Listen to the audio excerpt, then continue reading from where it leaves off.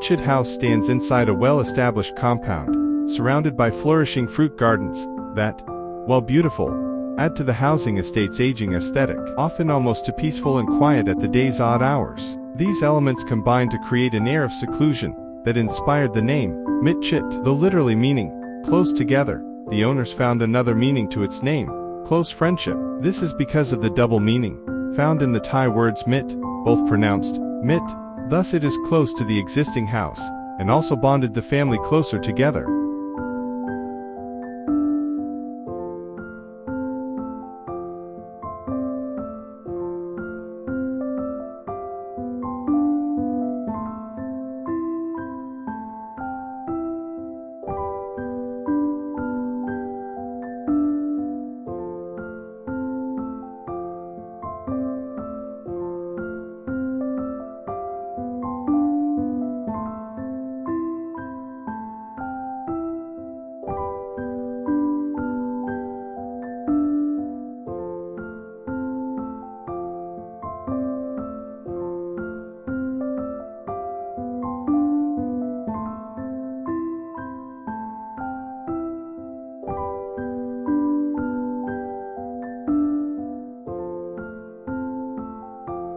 Designed to preserve the surrounding greenery while prioritizing safety, Chit House is built with 4 miniature courtyards in its center that measure 3x3 meters and 3x5 meters. Open spaces, wide halls, and numerous windows take advantage of the natural source of light, inspire feelings of freedom and closeness to nature, no matter where you stand.